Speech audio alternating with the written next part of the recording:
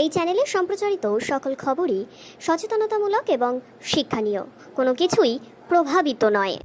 22 মাস ধরে রেকমেন্ডেশন থাকা সত্ত্বেও তাদের এখনো পর্যন্ত চাকরি মেলেনি, এমনটাই অভিযোগ নিয়ে বারংবার বিভিন্ন আইনি জটিলতার কথা বলে তাদেরকে অপেক্ষায় রাখা হয়েছে।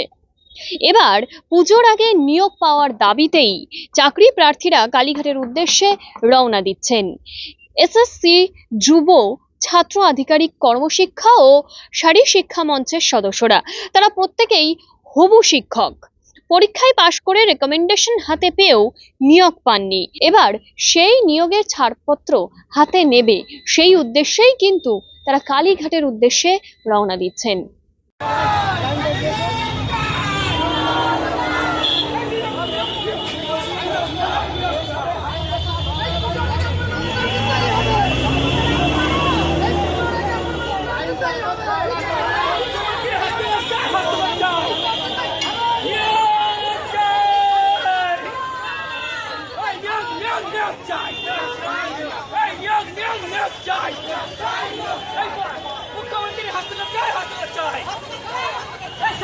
কর্মশিক্ষা নিয়োগ চাই।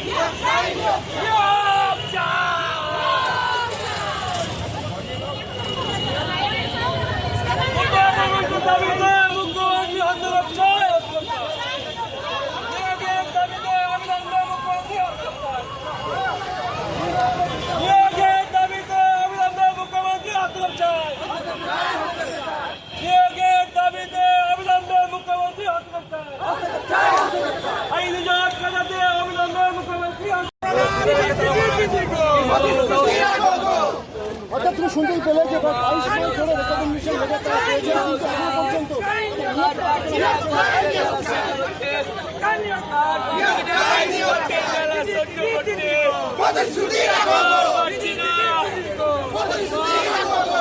রেকমেন্ডেশন পেয়েও আছে, আমরা জয়েনিং করতে পারছি না।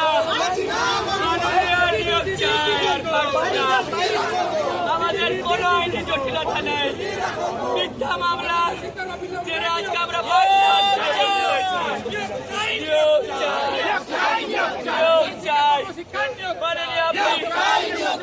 আমাদের কর্মশিক্ষা স্যার শিক্ষা নিয়োগ পুজোর মুখে আমাদের আর পারছি না, আর পারছি না। সামনেটা ছাড়ুন, সামনেটা ছাড়ুন।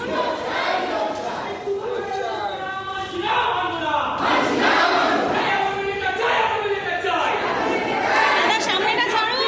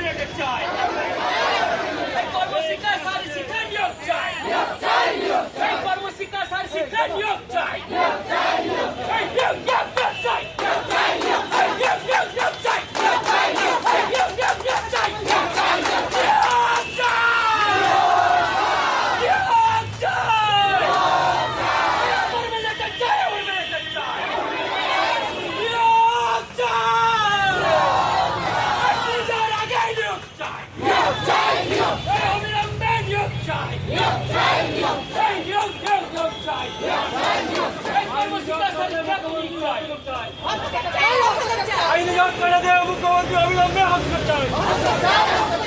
পুজোর আগে নিয়োগ পাওয়ার জন্য অবিলম্বে মুখ্যমন্ত্রী হস্তক্ষেপ চাই। নিয়োগ বদলে দিতে হবে, মুখ্যমন্ত্রী হস্তক্ষেপ চাই। মিছিলটার কি কারণ, কি আপনাদের দাবি সেটা একটু বলুন। আমাদের মূলত দাবি যে আইনি জট প্রক্রিয়া তৈরি হয়েছে সরকারের মাধ্যমে, একমাত্র মুখ্যমন্ত্রীর হস্তক্ষেপ ছাড়া কোনোভাবেই সম্ভব নয়। তাই আমাদের মূল দাবি হচ্ছে মুখ্যমন্ত্রী আমাদের বিষয়টাতে হস্তক্ষেপ করুন।